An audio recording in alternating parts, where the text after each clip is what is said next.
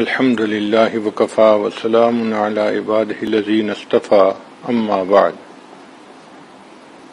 درس حدیث کی مجالس کے آداب میں سے ہے کہ انسان باوضو ہو، صاف ستھرے کپڑے پہنے، خوشبو کا استعمال کرے اور نبی علیہ الصلوۃ والسلام پر کثرت کے ساتھ درود شریف پڑھے۔ تو جتنی طالبات بات سن رہی ہیں وہ کم از کم 3 مرتبہ نبی علیہ السلام پر پھر درود شریف پڑھ لیں۔ اللہم صلی علی سیدنا محمد وعلی آل سیدنا محمد وبارک وسلم۔ اللہم صلی علی سیدنا محمد وعلی آل سیدنا محمد وبارک وسلم۔ اللہم صلی علی سیدنا محمد وعلی آل سیدنا محمد وبارک وسلم۔ پہلے بخاری شریف کی پہلی حدیث مبارکہ کی تلاوت کی جائے گی، پھر اس سے متعلقہ کچھ باتیں پیش خدمت کری جائیں گی۔ طالبات سے گزارش ہے کہ وہ توجہ کے ساتھ بات سنیں۔ وبالسند المتصل منی الى الامام الہمام یقول العبد الفقیر ذو الفقار احمد حدثنی حضرت الاستاذ حافظ القرآن والحدیث مولانا محمد جعفر بن محمد امیر قال حدثنی الشیخ محمد مالک کاندلوی نور اللہ مرقدہ قال حدثنی ابی محمد ادریس قال حدثنی ابی محمد اسماعیل قال حدثنی علی بن ظاہر البتری المدنی قال حدثنی محمد عابد قال حدثنی صالح العمری قال حدثنی محمد بن سنة العمری قال حدثنی احمد بن العجلی قال حدثنی قطب الدین قال حدثني أحمد بن عبد الله قال حدثني المعمر الشيخ يوسف هروي المشهور بشيخ صدصالة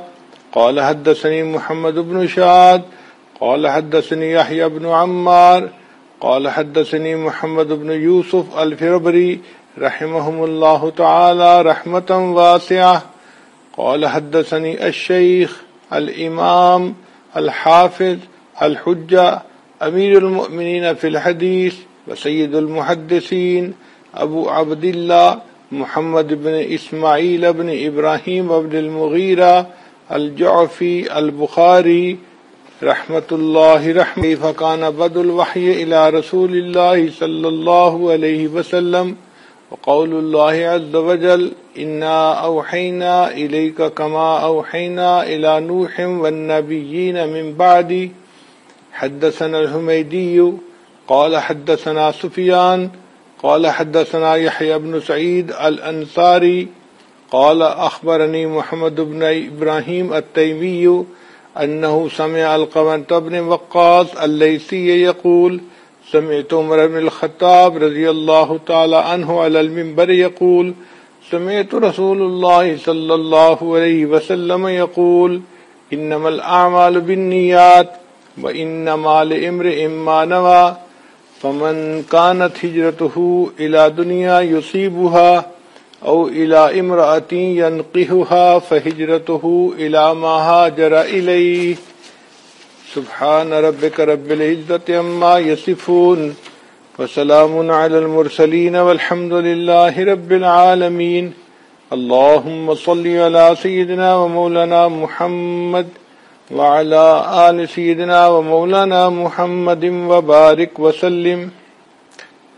علم حدیث کی ڈیفینیشن یہ ہے: علم یدرک بہ اقوال النبی صلی اللہ علیہ وسلم وافعالہ واحوالہ واقوال الصحابۃ والتابعین وافعالہم واحوالہم، کہ جس علم میں نبی علیہ الصلوۃ والسلام کے اقوال، افعال اور احوال کا پتہ چلے اور صحابہ اور تابعین کے احوال، اقوال، افعال کا پتہ چلے، اس کو علم حدیث کہتے ہیں۔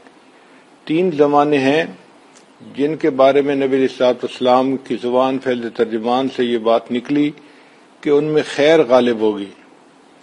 ارشاد فرمایا خیر امتی قرنی، سب سے بہترین میرا زمانہ، ثم الذین یلونہم، پھر جو اس کے ساتھ ملا ہوا ہے، ثم الذین یلونہم، پھر جو اس کے ساتھ ملا ہوا ہے۔ یہ 3 زمانے جو ہیں ان کو کہتے ہیں قرون ثلاثہ مشہود لہا بالخیر۔ وہ 3 زمانے جن میں خیر کے غالب ہونے کی گواہی اللہ کے حبیب صلی اللہ علیہ وسلم نے عطا فرمائی، اور وہ زمانہ ہے نبی علیہ السلام کا زمانہ، صحابہ کا زمانہ اور تابعین کا زمانہ۔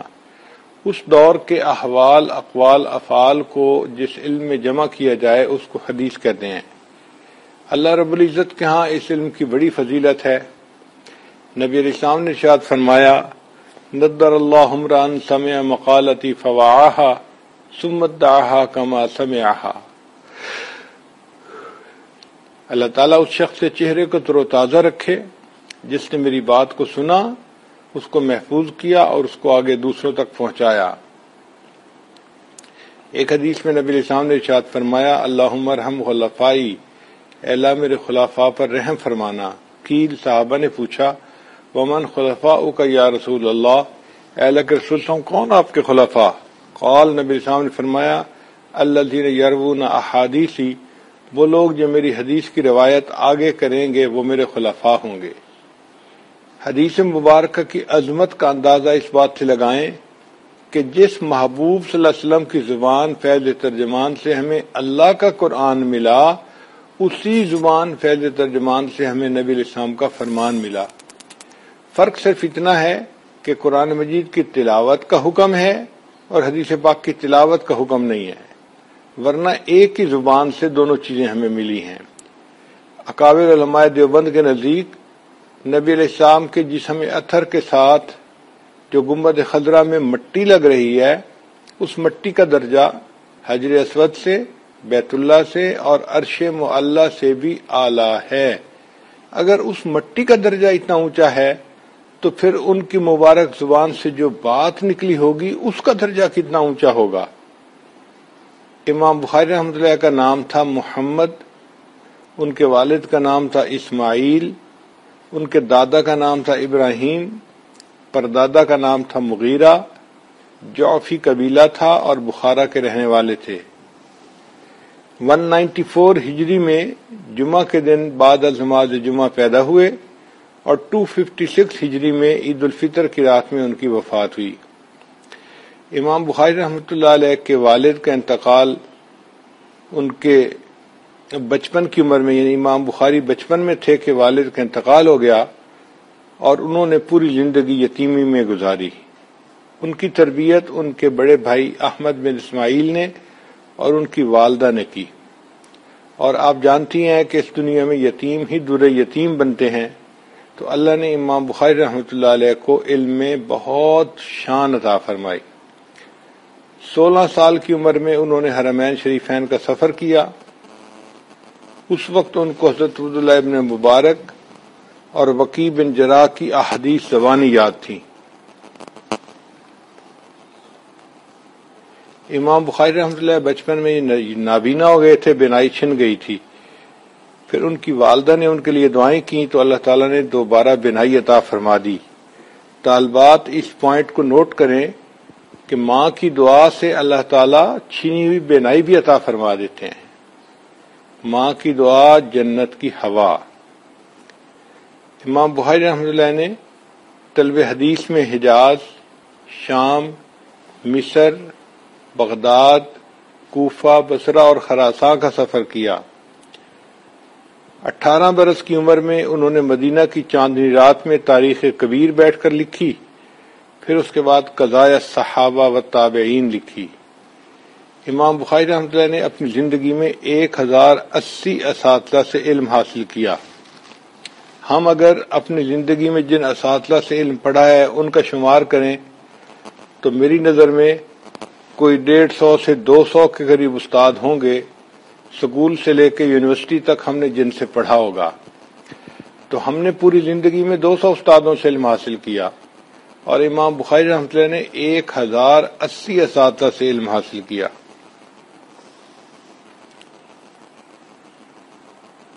اور امام بخاری رحمۃ اللہ کی قبولیت یہ تھی کہ انہوں نے اپنی زندگی میں 90,000 شاگردوں کو خود بخاری شریف پڑھائی۔ یہ اللہ رب العزت کی ان کے اوپر خصوصی مہربانی تھی کہ ان کو اللہ نے ایسا مقام عطا فرمایا کہ 90,000 طلباء نے ان سے حدیث پاک پڑھی۔ درخت اپنے پھل سے پہچانا جاتا ہے، استاد اپنے شاگردوں سے پہچانا جاتا ہے۔ امام بخاری رحمۃ اللہ کا علمی مقام جاننا ہو تو ان کے شاگردوں کو دیکھو۔ امام بخاری رحمۃ اللہ کے شاگردوں میں امام مسلم، امام ترمذی اور امام نسائی اتنے بڑے بڑے محدثین کا نام آتا ہے۔ چنانچہ اس کتاب کا نام ہے الجامع المسند الصحیح المختصر من امور رسول اللہ صلی اللہ علیہ وسلم و سننہ و ایامہ۔ امام بخاری رحمۃ اللہ علیہ کو 6 لاکھ احادیث یاد تھیں۔ انہوں نے ان 6 لاکھ احادیث میں سے چن چن کے 7,000 احادیث کو چنا اور اس کو بخاری شریف میں لکھا۔ بخاری شریف لکھنے کی سبب کیا بنا؟ ایک مرتبہ امام بخاری رحمۃ اللہ نے خواب دیکھا کہ میں نبی علیہ السلام کے جسم اطہر سے مکھیوں کو اڑا رہا ہوں۔ انہوں نے اپنے استاد ابو اسحاق کو بتایا۔ انہوں نے تعبیر دی کہ نبی علیہ السلام کے کلام مبارک میں احادیث میں جو جھوٹ شامل ہونے لگے گا تم اس کو ہٹا دو گے۔ چنانچہ اللہ نے امام بخاری رحمۃ اللہ کو یہ منصب دیا کہ انہوں نے بالکل صحیح احادیث کو نکھار کر امت کے سامنے پیش کیا۔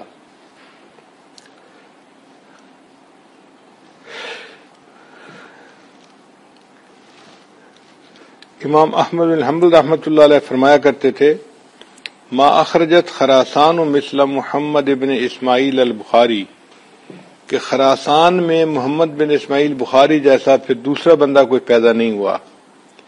ایک مرتبہ امام بخاری رحمۃ اللہ نے حدیث کا درس دیا تو امام مسلم رحمۃ اللہ بھی اس میں شامل تھے۔ اتنا خوش ہوئے کہ انہوں نے کہا دعنی اقبل رجلیک یا استاد الاستاذین و یا سید المحدثین، آپ ذرا اپنی ٹانگ پھیلائیے، اے استادوں کے استاد اور محدثین کے سردار، میں آپ کے پاؤں کو بوسہ دینا چاہتا ہوں۔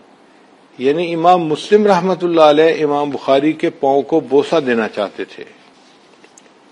بخاری شریف کے حدیث پاک کے اوپر تو ہزاروں کتابیں لکھی گئیں، مگر ان میں سے 6 کتابیں ایسی ہیں جن کے اوپر عرب اور عجم کے سب علماء کا اتفاق ہے کہ ان میں بالکل صحیح احادیث جمع کی گئی ہیں۔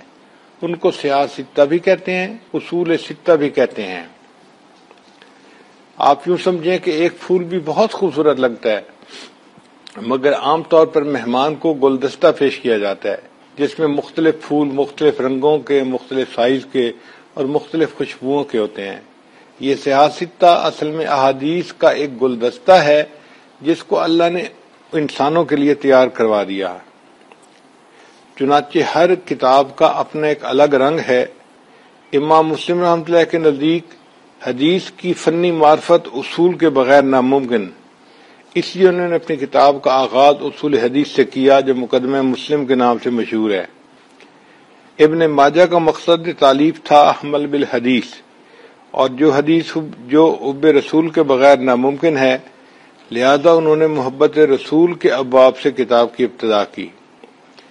امام ترمذی، امام ابو داود اور امام نسائی تینوں کا مقصد تھا فقہی ترتیب پر روایات کو جمع کرنا، لہذا انہوں نے کتاب الصلاۃ یعنی کتاب الطہارہ سے کتاب کا آغاز کیا۔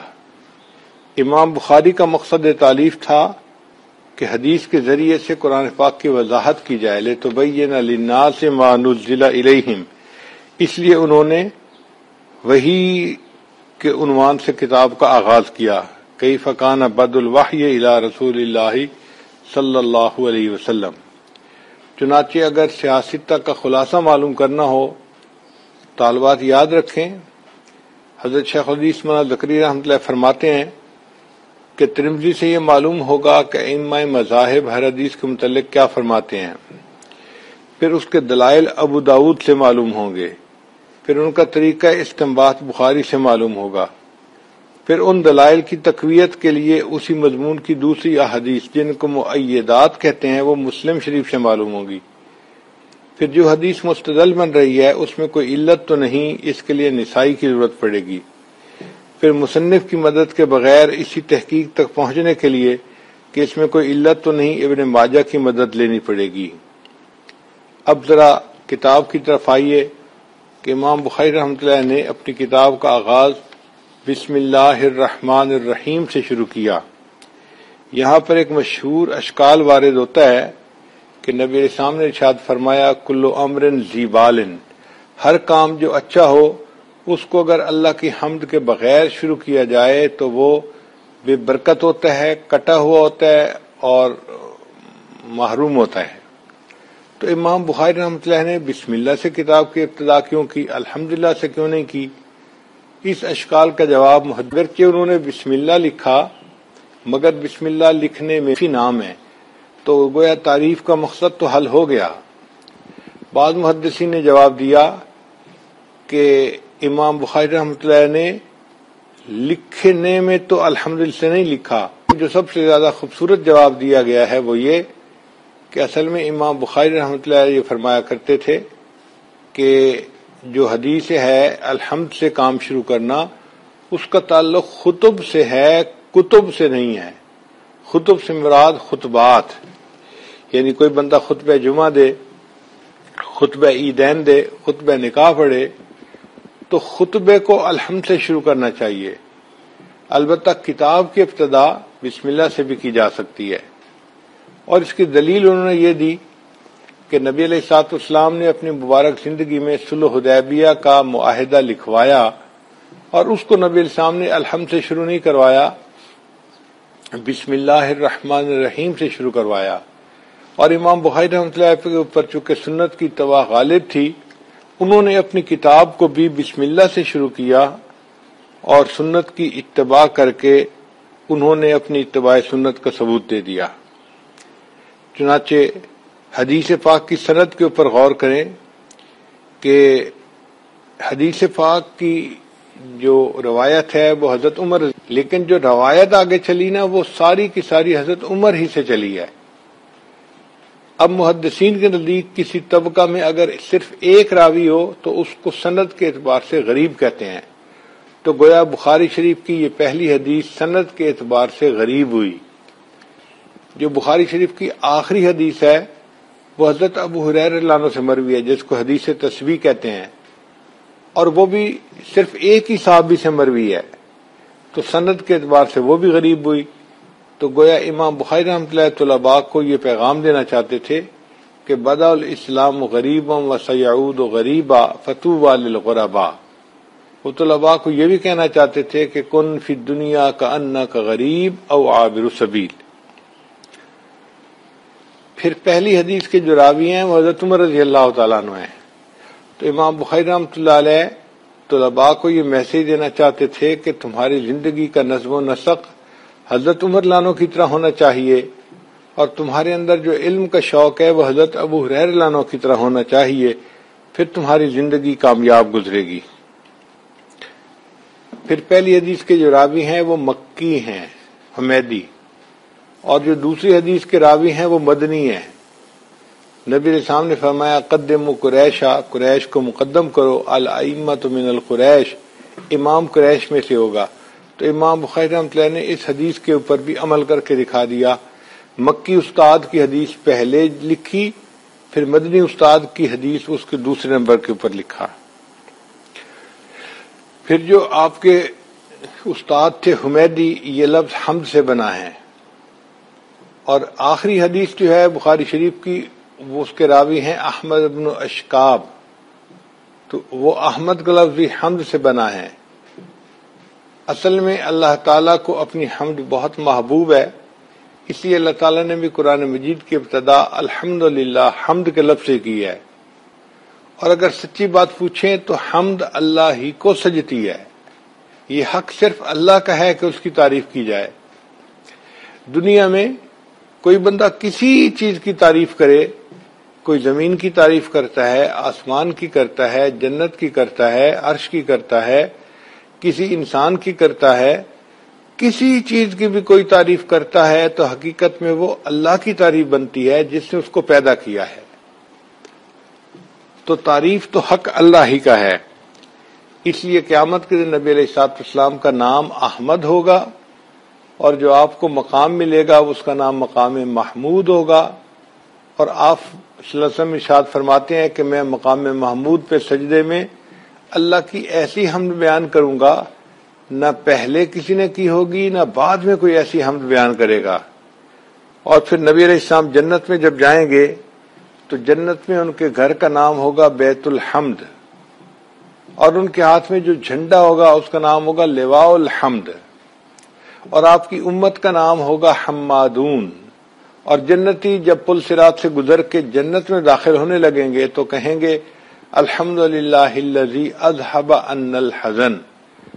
اور جن فرشتوں نے اللہ کے عرش کو اٹھایا ہوا ہے وہ عرش کے گرد طواف کرتے ہیں اور اللہ کی حمد بیان کرتی ہیں. حافین من حول العرش یسبحون بحمد، وہ اللہ کی حمد بیان کرتے ہیں. وقیل الحمدللہ رب العالمین، اور وہ کہتے ہیں کہ تمام تعریفیں اس اللہ کے لیے ہیں جو جہانوں کا پروردگار ہے. پھر اس حدیث میں جو 3 تابعی ہیں نا، یحییٰ، محمد اور علقمہ، یہ تینوں تابعی ہیں، اور ایک صحابی ہیں حضرت عمر رضی اللہ تعالیٰ عنہ. اب ایک سوال ذہن میں پیدا ہوتا ہے کہ حدیث پاک تو ہے انما الاعمال بالنیات، اعمال کا مدار نیت کے اوپر ہے، اور ترجمۃ الباب میں امام بخاری رحمۃ اللہ نے کیف کان بدء الوحی کا تذکرہ کیا ہے، تو وحی کا تذکرہ اس کی کیا مناسبت بنتی ہے انما الاعمال بالنیات؟ تو حضرت شیخ الہند رحمۃ اللہ فرمایا کرتے تھے کہ وحی جو ہے یہ نبوت کا خاصہ ہے، اور حدیث میں اخلاص کا حکم ہے، اور اخلاص میں انبیاء جو ہیں وہ سب سے زیادہ فائق ہوتے ہیں، اس لیے آپس میں مناسبت ہو گئی. امام شافعی رحمۃ اللہ کے نزدیک یہ حدیث ثلث العلم ہے، علم کا تیسرا حصہ ہے، کیونکہ اعمال ہوتے ہیں زبان سے، جوارح سے اور دل سے. اب دل چونکہ نیت کے ساتھ تعلق رکھتا ہے اس لیے نیت کا تعلق ثلث العلم ہو گیا. حدیث مبارکہ میں نبی صلی اللہ علیہ وسلم نے فرمایا انما الاعمال، انما تحقیق کے لیے ہے، حصر کے لیے ہے کہ صرف اور صرف، یعنی مبتدا کو خبر میں محصور کرنا. اعمال سے مراد عمل ہیں بالنیات، یہ اعمال کو بھی جمع لائے ہیں اور نیات کو بھی جمع لائے ہیں. اس کو کہتے ہیں مقابلۃ الجمع بالجمع. ایک حدیث مبارکہ میں ہے انما الاعمال بالنیتی، اعمال کا مدار نیت کے اوپر ہوتا ہے، تو اعمال کو جمع لائے اور نیت کو مفرد لائے ہیں، اس لیے کہ اعمال اعضاء جوارح سے ہوتے ہیں جو کئی سارے ہیں، اور نیت دل سے ہوتی ہے اور دل ایک ہی ہے، اس لیے نیت کو واحد لائے اور باقی اعمال کو جمع کے صیغے میں لائے ہیں. وَإِنَّمَا لِامْرِئٍ مَّا نَوَىٰ، یہ اسی پہلی بات کی تائید ہے کہ بندے کو وہی ملتا ہے جیسے اس کی نیت ہوتی ہے، یعنی ہر بندے کو اس کی نیت کا اجر ملتا ہے، جیسی نیت ہوتی ہے اس کے ساتھ ویسا ہی معاملہ پیش آتا ہے. یہاں پہ علماء نے لکھا ہے کہ جتنی نیت کسی بندے کی اچھی ہوگی اتنا اس کو عمل کا ثواب زیادہ ملے گا، اور اگر ہم بغیر نیت کے کوئی عمل کریں گے تو ہمیں عمل کا ثواب نہیں ملے گا. مثال کے طور پہ اگر ایک بچی صبح سے لے کے شام تک کچھ نہیں کھاتی پیتی، اس کو روزے کا ثواب نہیں مل سکتا، اس لیے کہ اس نے روزے کی نیت نہیں کی ہوئی. فقط بھوکا رہنے سے عمل کا ثواب نہیں مل سکتا، نیت کرنی ضروری ہے. اس لیے ہم بہت سارے اعمال کو نیت کر کے عبادت بنا سکتے ہیں، مگر نیت نہ کرنے کی وجہ سے ہم عبادت سے محروم ہو جاتے ہیں. اب اس کی مثال سن لیجئے. ایک آدمی ہے، وہ رات کو سونے سے پہلے اپنی تہبند جو ہے وہ بدل لیتا ہے، نائٹ سوٹ پہن لیتا ہے. اگر عادتاً ایسا کرتا ہے تو اس کو ثواب نہیں ملے گا، اور اگر اس کی نیت یہ ہے کہ نبی علیہ الصلوۃ والسلام سونے سے پہلے تہبند کو تبدیل فرما لیتے تھے، میں اس لیے عام کپڑے اتار کے نائٹ سوٹ پہن رہا ہوں سونے کے لیے، تو چونکہ سنت کی نیت ہو جائے گی اس کا نائٹ سوٹ پہننا بھی عبادت بن جائے گا.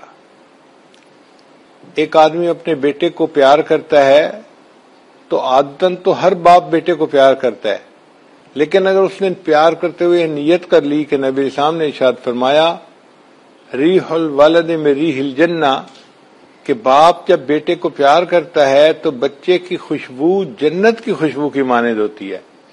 اب اس نیت کے کرنے کی وجہ سے جب اپنی بیٹی یا بیٹے کو پیار کرے گا تو اس کو اس پر ثواب ملے گا عبادت کرنے کا۔ اس لیے ہمیں چاہیے کہ ہم اپنی عادتوں کو اپنی عبادت بنائیں نیتوں کی اچھے ہونے کی وجہ سے۔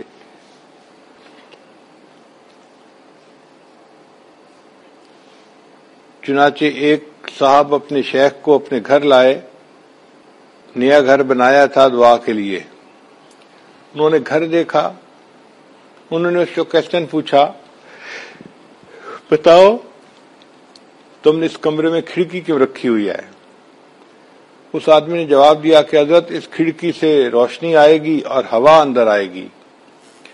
ان بزرگوں نے کہا اللہ کے بندے، تو نیت یہ کرتا کہ اس کھڑکی سے اذان کی آواز مجھے آیا کرے گی، روشنی سے اور ہوا تو آنی تھی، وہ تو مفت میں آنی تھی، اس کے لیے نیت کرنے کی کیا ضرورت تھی؟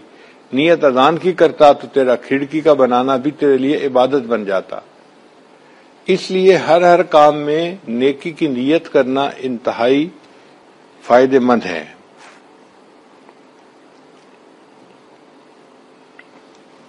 وَإِنَّمَا لِامْرِئٍ مَّا نَوَىٰ، اور بندے کو وہی ملے گا جو اس کی نیت ہوگی۔ اس لیے اگر کوئی بندہ کسی عمل میں نیتوں کو زیادہ جمع کر لیتا ہے تو اس کو ثواب زیادہ ملے گا۔ مثال کے طور پہ ایک بندہ نیت کرتا ہے میں مسجد میں جماعت کے ساتھ نماز پڑھنے کے لیے جا رہا ہوں، اب اس کو اس کا ثواب ملے گا۔ اور دوسرا بندہ نیت کرتا ہے میں مسجد میں جا رہا ہوں، میں وہاں جا کے نفلی اعتکاف کی نیت کروں گا، میں وہاں جا کر قرآن کی تلاوت کروں گا، میں اپنے اللہ کو یاد کروں گا، میں وہاں پر دنیا کے تذکرے سے بچوں گا، میں وہاں پر جا کر جماعت کے ساتھ نماز پڑھوں گا، اور جو محلے کے مسلمان بھائی ہیں ان کے خیر و خیریت کا پتہ چلاؤں گا کہ کوئی تکلیف میں تو نہیں۔ اب جس بندے نے زیادہ نیتوں کو جمع کر لیا اس کو مسجد جانے کا زیادہ ثواب ملے گا بنسبت پہلے کے۔ اس لیے عمل کی نیت ٹھیک ہوگی تو اس کا ثواب ملے گا، اور اگر نیت بری ہوگی تو ثواب کی بجائے الٹا گناہ ملے گا۔ جیسی نیت ویسی انسان کو اس کا بدلہ ملے گا۔ اس کی مثال یوں سمجھیں، ایک عورت اپنے ہسبینڈ کی نیت سے خوشبو لگاتی ہے تو اس کا خوشبو لگانا اس کے لیے عبادت بن گیا، اور اگر بالفرض خوشبو لگاتے ہوئے اس کے ذہن میں یہ آتا ہے آج میں فلاں فنکشن میں جا رہی ہوں، میرا کزن آیا ہوا ہوگا، وہ دیکھے گا کہ میں نے کتنی پیاری خوشبو لگائی ہے، تو اب غیر محرم کا خیال آ جانے کی وجہ سے خوشبو لگانا اس کے لیے حرام ہو جائے گا، اس کے لیے عبادت نہیں بنے گا۔ عبادت تب بنے گا جب نیت بالکل ٹھیک ہوگی۔ اگر نیت میں فطور ہوا تو پھر عمل کا ثواب نہیں مل سکتا۔ یہاں پر ایک اشکال وارد ہوتا ہے کہ اعمال کا مدار نیت کے اوپر ہے۔ اگر کوئی بندہ گناہ کا کام اچھی نیت سے کرے تو کیا اس کو ثواب ملتا ہے؟ اس کا جواب سن لیجئے کہ جو کام گناہ ہیں وہ تو ہیں ہی گناہ، ان کو نیکی کی نیت سے کرنا یہ تو دین کے ساتھ کھیل کرنے والی بات ہو گئی، تلاعب ہو گیا۔ البتہ جو نیک کام ہیں ان میں بھی نیت کا ہونا ٹھیک ضروری ہے، اگر ان میں نیت ٹھیک نہیں ہوگی تو ان کا بھی ثواب نہیں ملے گا۔ اس لیے اپنی نیتوں کو نظر میں رکھنا چاہیے تاکہ نیتوں کے ٹھیک ہونے کی وجہ سے اعمال کا ثواب ملے اور ہم اعمال کے ثواب سے محروم نہ ہوں۔ اچھا، یہ حدیث کب بیان ہوئی اس کا ذرا بیک گراؤنڈ سن لیجئے۔ مدینہ طیبہ میں ایک عورت تھی، ام قیس اس کا نام تھا، تو مکہ مکرمہ کے ایک مسلمان تھے جو اس سے شادی کرنا چاہتے تھے۔ انہوں نے اس کو شادی کا پیغام بھیجا، اس کو پرپوز کیا۔ اس عورت نے آگے سے رپلائی کیا کہ آپ مکہ سے ہجرت کر کے مدینہ آ جائیں تو میں نکاح کے لیے تیار ہوں۔ چنانچہ وہ صحابی ہجرت کر کے آ گئے مدینہ میں، ان کا نکاح بھی ہو گیا۔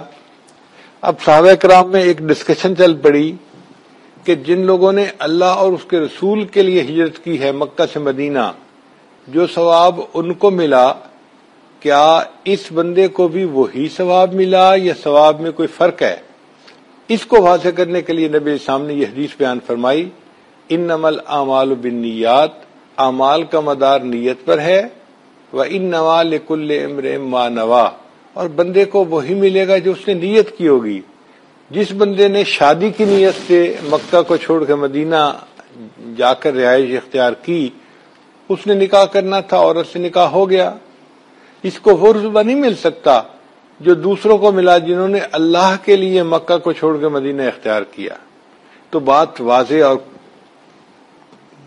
صاف ہو گئی کہ بھئی انسان کی نیت کے اوپر ہی اس کو اجر ملتا ہے۔ ہمارے علاقہ کے ایک بزرگ تھے باہو رحمت اللہ علیہ، سلطان العارفین باہو سلطان رحمت اللہ علیہ، ان کا پنجابی زبان میں کلام ہے، طالبات کو زیادہ سمجھ تو نہیں آئے گا مگر میں اس کو اردو میں ترجمہ کر دوں گا۔ وہ فرماتے ہیں، جے ناتیاں دھوتیاں رب ملدا تے ملدا کمبیاں مچھیاں نوں۔ اگر نہانے دھونے سے رب ملتا تو مچھلیوں کو اور کچھووں کو رب مل جاتا، وہ تو ہر وقت ہی نہاتے رہتے ہیں۔ جے ناتیاں دھوتیاں رب ملدا تے ملدا کمبیاں مچھیاں نوں، جے ذکر کیتیاں رب ملدا تے ملدا کال کڑیچیاں نوں۔ ایک پرندہ ہوتا ہے کالا سا، رات کے وقت وہ آ کے دیوار کے ساتھ چھت کے ساتھ چپٹ جاتا ہے اور ساری رات آواز نکالتا ہے۔ اس کو وہ فرماتے ہیں کہ وہ تو ساری رات اللہ کا ذکر کرتا ہے، اگر ذکر کرنے سے رب ملتا تو اس کو رب مل چکا ہوتا۔ یہ سر منایا رب ملدا تے ملدا بھیڑا سسیاں نوں۔ ایک شیپ ہے، بھیڑ، سسی کی بھیڑ اس کو کہتے ہیں، اس کے نا سر پہ بال بڑے چھوٹے چھوٹے ہوتے ہیں اور باقی پورے جسم پہ بال لمبے لمبے ہوتے ہیں۔ وہ کہتے ہیں اگر سر کے بال کٹوانے سے رب ملتا، اس بھیڑ کو رب مل چکا ہوتا، اس کے تو سر کے بال بہت ہی چھوٹے ہوتے ہیں اور باقی جسم کے بال کٹے ہوئے ہوتے ہیں۔ تو ان کا کلام ہے، جے ناتیاں دھوتیاں رب ملدا تے ملدا کمبیاں مچھیاں نوں، جے ذکر کیتیاں رب ملدا تے ملدا کال کڑیچیاں نوں، جے جتیاں ستیاں رب ملدا تے ملدا ڈانداں کھسیاں نوں۔ اور اگر پاک دامنی کی زندگی گزارنے سے رب ملتا تو جو خصی بیل ہوتے ہیں، امپورٹنٹ بل ہوتے ہیں، ان کو خدا مل جاتا۔ جو امپورٹنٹ بل ہوتا ہے وہ تو اپنی فیمیل کے قریب بھی نہیں جا سکتا۔ تو یہ سارے اشعار لکھنے کے بعد آخر پہ وہ کہتے ہیں کہ رب ملدا تے ملدا نیتاں اچھیاں نوں۔ اگر اللہ ملتا ہے تو اچھی نیت والوں کو رب ملا کرتا ہے، بدنیت انسان کو کبھی رب نہیں ملتا۔ جو نیک نیت ہوگا اسی کو رب ملے گا، بدنیت انسان کو کبھی رب نہیں مل سکتا۔ اس لیے ہمیں چاہیے ہم اپنی نیتوں کو اچھا کر لیں تاکہ ہمیں اللہ مل جائے۔ طالبات اس موقع پر دل میں یہ نیت کریں کہ ہم دنیا میں نیکی کی زندگی گزاریں گی، پاک دامنی کی زندگی گزاریں گی، اللہ کی نیک بندیاں بن کے زندگی گزاریں گی، اور ہر ایک کے ساتھ ہم خیر خواہی کریں گی، اچھائی کریں گی۔ کوئی ہمارے ساتھ اگر برا بھی کر لے گا تو ہم اس کے ساتھ برا نہیں کریں گے، ہم اس کے ساتھ اچھا کریں گے۔ یہ ذہن میں رکھیے کہ ہم اگر دوسروں کے ساتھ اچھا کریں گے تو اللہ ہمارے ساتھ بھی اس کے بدلے میں اچھا کریں گے۔ جیسی کرنی ویسی بھرنی، نہ مانے تو کر کے دیکھ۔ جیسی کرنی ویسی بھرنی، نہ مانے تو کر کے دیکھ۔ جنت بھی ہے دوزخ بھی ہے، نہ مانے تو مر کے دیکھ۔ تو ہم اگر نیکوکاری کی زندگی گزارنے کی نیت کریں گے تو اللہ تعالی ہمارے ساتھ خیر کا معاملہ فرمائیں گے۔ چنانچہ نبی صاحب نے فرمایا، انما الاعمال بالنیات وانما لامرئ ما نوی۔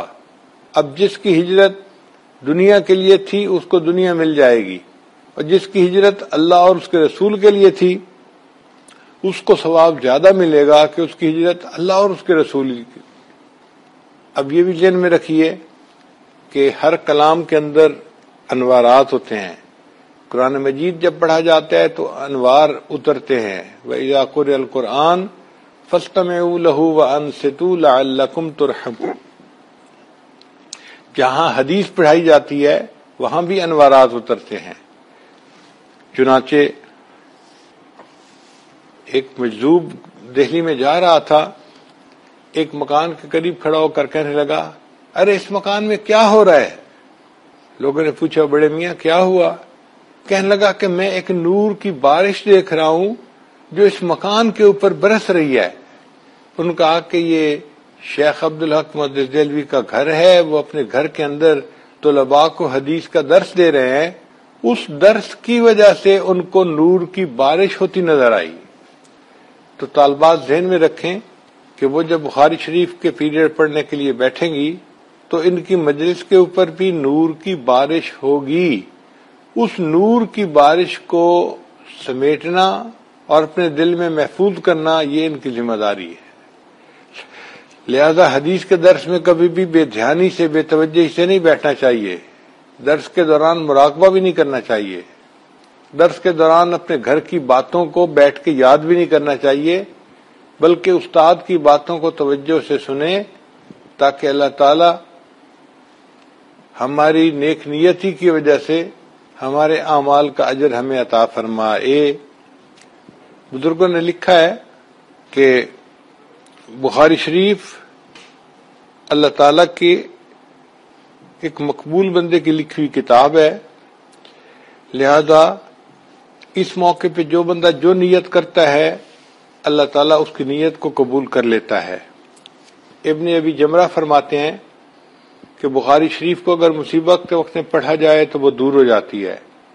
اگر کسی کشتی میں لے کر سوار ہوں تو وہ کشتی نجات پاتی ہے.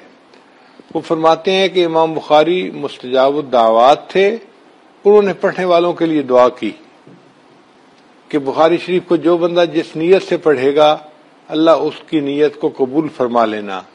تو ہم بھی اس موقع پہ یہ نیت کریں کہ یا اللہ ہمیں ایسا بنا دیجئے جیسا آپ چاہتے ہیں. ہمارے لیے تو ایسا بننا مشکل ہے، اللہ آپ کے لیے تو بنا دینا آسان ہے. آپ ارادہ فرما لیں گے تو ہمارا کام ہو جائے گا. اے اللہ جیسا آپ چاہتے ہیں ہمیں ویسا بننے کی توفیق عطا فرما. اور ایک یہ نیت بھی دل میں کر لیں کہ یا اللہ جب موت کا وقت آئے تو ہماری ایک تمنا کو پورا کر دینا. جس طرح ماں باپ اپنے بچوں کی چھوٹی چھوٹی تمناؤں کو پورا کر کے خوش ہوتے ہیں، اللہ ہم آپ کے بندے ہیں، آپ ہماری بھی تمنا کو پورا کر کے خوش ہو جائیے. اور ہماری تمنا کیا ہے؟ ہماری تمنا یہ ہے کہ یا اللہ جب موت کا وقت آئے آپ پہلے ہم سے راضی ہونا اور پھر ہمیں موت عطا کر دینا. جب موت کا وقت آئے پہلے ہم سے راضی ہونا اور پھر ہمیں موت عطا کر دینا تاکہ ہم ایمان کی حفاظت کے ساتھ اس دنیا سے آگے چلے جائیں. وآخر دعوانا ان الحمد للہ رب العالمین. دعا سے پہلے توبہ کے کلمات پڑھائے جائیں گے. تمام طالبات معلمات دل میں نیت کر لیں کہ ہم پچھلے گناہوں سے سچی پکی توبہ کر رہی ہیں اور آئندہ نیکوکاری کی زندگی گزارنے کا دل میں ارادہ کر رہی ہیں. الحمدللہ وکفا وسلام علی عبادہ الذین اصطفیٰ اما بعد. یہ کلمات سچے دل کے ساتھ پڑھتی جائیے. بسم اللہ الرحمن الرحیم. لا الہ الا اللہ محمد الرسول اللہ. آمنت باللہ وملائکتہ وکتبہ ورسلہ والیوم الآخر والقدر خیرہ وشرہ من اللہ تعالی والبعث بعد الموت. آمنت باللہ کما ہوا باسمائہ وصفاتہ وقبلت جمیع احکامہ اقرار باللسان وتصدیق بالقلب. اشہد ان لا الہ الا اللہ واشهد ان محمدا عبده ورسوله استغفر الله ربي من كل ذنب واتوب اليه برحمتك یا ارحم الراحمین۔ ان کلمات کو پڑھنے سے ہم تو بتائب ہو چکے ہیں، چند معمولات ہیں جن کو باقاعدگی سے کریں گی تو اللہ تعالیٰ دل کو منور کریں گے۔ ان میں پہلی چیز ہے 100 مرتبہ استغفار صبح و شام پڑھنا، استغفر اللہ ربی من کل ذنب و اتوب الیہ۔ دوسرا ہے 100 مرتبہ درود شریف صبح و شام پڑھنا، اللہم صلی علی سیدنا محمد وعلی آل سیدنا محمد وبارک وسلم۔ تیسرا ہے قرآن مجید کی تلاوت روزانہ کرنا۔ چوتھا ہے چلتے پھرتے لیٹے بیٹھے ہر وقت اپنے دل میں اللہ کو یاد کرنا، دست بکار دل بیار، اس کو کہتے ہیں ہتھ کارول دل یارول، ہاتھ کام کاج میں مصروف اور دل اللہ تعالیٰ کی یاد میں مصروف۔ اور پانچویں چیز ہے مراقبہ۔ مراقبے کا طریقہ یہ ہے کہ جب آپ نماز پڑھ کے فارغ ہوں اللہ سے لو لگا کے بیٹھیں، اللہ کی رحمت آ رہی ہے، دل میں سما رہی ہے، دل کی ظلمت اور سیاہی دور ہو رہی ہے اور میرا دل اللہ اللہ اللہ کہہ رہا ہے۔ ابھی دعا سے پہلے چند منٹ کے لیے مراقبہ کر لیتے ہیں، آنکھوں کو بند کر لیں، سر کو جھکا لیں، دنیا اور جو کچھ دنیا میں ہے اس سے ہٹ کٹ کے اللہ کی یاد میں ڈوب جائیں۔ لا الہ الا اللہ محمد رسول اللہ، دعا کر لیجئے۔ سبحان ربی العلی الوہاب، اللہم صلی علی سیدنا محمد وعلی آل سیدنا محمد وبارک وسلم۔ اے رب کریم، ہم آپ کے عاجز مسکین بندے ہیں، ہمارے گناہوں کو معاف فرما، خطاؤں سے درگزر فرما، عیبوں کی پردہ پوشی فرما۔ اے اللہ، جتنی طالبات ہیں سب کو اپنی مقبول بندیوں میں شامل فرما، معلمات کو اپنی مقبول بندیوں میں شامل فرما۔ اے اللہ، حدیث کے نور سے ہمارے دلوں کو منور فرما، پروردگار عالم نبی علیہ السلام کی سچی محبت ہمارے دلوں میں عطا فرما، ہمیں ایک ایک سنت پر محبت کے ساتھ عمل کرنے کی توفیق عطا فرما۔